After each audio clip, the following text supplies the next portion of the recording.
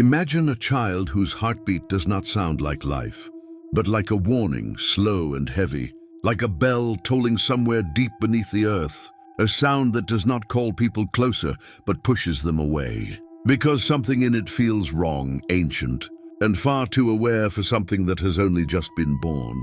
Imagine a child whose first breath does not fill his lungs with life, but steals something unseen from the air around him, as if the world itself must weaken slightly just to allow him to exist, and whose first cry does not echo like a newborn's should, but instead falls into the night like a command, silencing even the wolves, as though they recognize a predator greater than themselves. In the forgotten records of Wallachia, in texts that were never meant to be read aloud, there is a story even vampires refuse to speak of, not because it is false, but because it is too close to the truth they try to bury.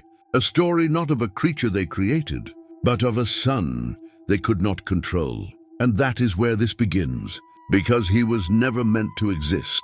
And yet, once he did, neither the living nor the dead could undo him.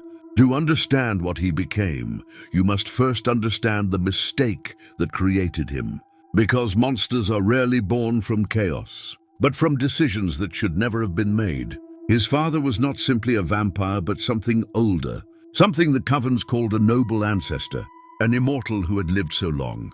That time had stopped, feeling like a line, and had become something circular and meaningless, a being who had watched empires rise only to forget their own names, and who no longer remembered what it meant to feel human without effort. And yet he tried. Her name was Mina. She was not important by the world's standards, not powerful, not feared, not remembered by history, but she possessed something far more dangerous than power, something that even immortality cannot replicate once it is lost. She was alive in a way that could not be imitated. Their meeting was not fate, it was intrusion, because when something ancient touches something pure, it is never gentle. And what followed was not love in the way stories describe it, but something unstable, something that existed in defiance of both nature and order.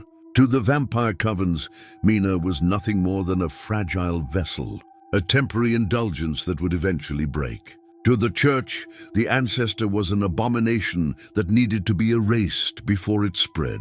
And yet, hidden at the edge of the forest, in a stone cottage that no map recorded, they chose each other anyway, ignoring both heaven and darkness, as if consequences were something that happened to other people. But consequences do not disappear. They wait. The moment Mina conceived, something shifted, not outwardly at first, not in a way the villagers could immediately see, but in subtle changes that felt wrong even before they could be understood. Because the child did not grow the way human children grow. It did not take gently from her body.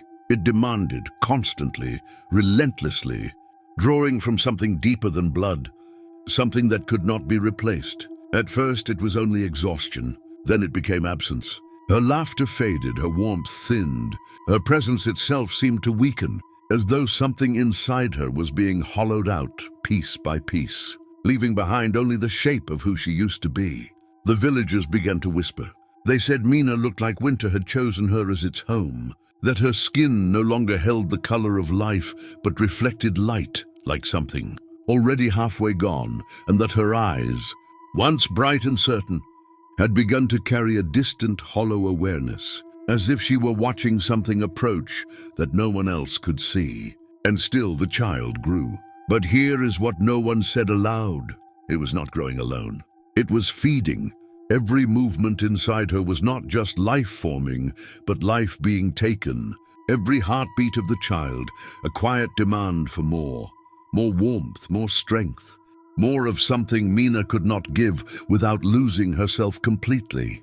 And the ancestor, he saw it. He watched the woman he had chosen fade slowly in front of him, and for the first time in centuries, he understood something he had almost forgotten. Regret, because what they had created was not a miracle. It was a process, and processes do not stop once they begin. The night the child was born, the sky did something unnatural. The stars did not disappear. They withdrew. as if they were choosing not to witness what was about to happen. A storm broke across the Carpathian Mountains, not sudden, but building slowly, deliberately, until the air itself felt heavy, charged with something that did not belong to weather, something closer to resistance.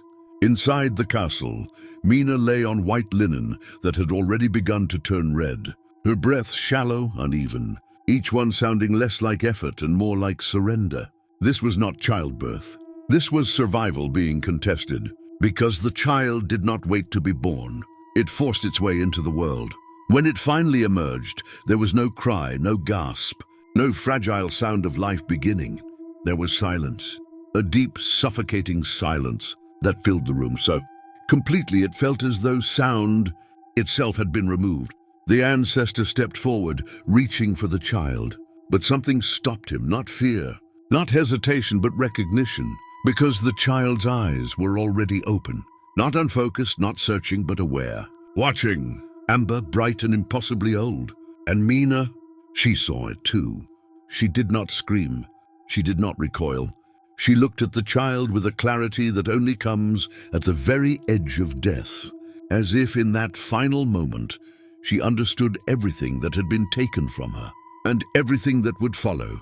With the last strength she had left, she reached out and touched his face. Not in fear, in love, and then her heart stopped. The child had not meant to kill her, but that did not change what had happened. His first moment in the world was her last. He was named Alaric, not because the name suited him, but because something had to. He grew quickly, unnaturally so, his body refusing to follow the rules that governed everything else alive. And by the time he should have still been learning how to speak, he was already learning how to understand. But understanding does not bring comfort. It brings distance. His father looked at him and saw only loss, a reflection of what had been taken, a reminder that could not be escaped. And though he provided him with knowledge, with weapons, with everything needed to survive, he never gave him the one thing that might have made any of it bearable: connection. And outside the castle, the world offered even less. Because Alaric could walk in the sun, but it rejected him, not burning him, but irritating him, as though the light itself could sense something unfinished within him. And the villagers, though they did not know what he was, felt it instinctively. They avoided him, not out of hatred, out of recognition. And the vampires, they mocked him, because he had a heartbeat, because he hesitated, because he still felt. He did not belong to the living. He did not belong to the dead. And that meant he belonged nowhere. The hunger came slowly, not as a sudden need, but as a presence, a constant pressure at the back of his mind, growing stronger with time, more insistent, more difficult to ignore. It was not just desire, it was instruction, a voice without words, guiding him towards something he did not want to become. He resisted it for as long as he could. He hunted animals in the forest, forcing himself to take only what he believed he needed to survive, trying to prove that he could exist, without becoming the thing everyone expected him to be. But the hunger did not care about intention. It only cared about fulfillment. And every time he returned, covered in blood that was not enough, he could feel it still there, waiting, patient, certain that eventually he would give in. Because everyone does. The breaking point did not come in violence. It came in silence. Standing over Mina's grave, long after the world had moved on without her, Alaric realized something that had been waiting beneath everything else. He was the only part of her that still existed, and yet he was becoming the very thing that had destroyed her. That was the moment everything changed, because he understood then that he could not remove the darkness inside him, but he could decide where it pointed. If he was a monster, then he would not be their monster. He would not stand beside the creatures who fed without thought, who saw humanity as nothing more than a resource. He would become something else, something worse, something that hunted the hunters. He took the blade his father had given him and felt its weight in his hand, and for the first time, the hunger did not feel like a curse. It felt like a weapon. And that night, he did not run. He chose.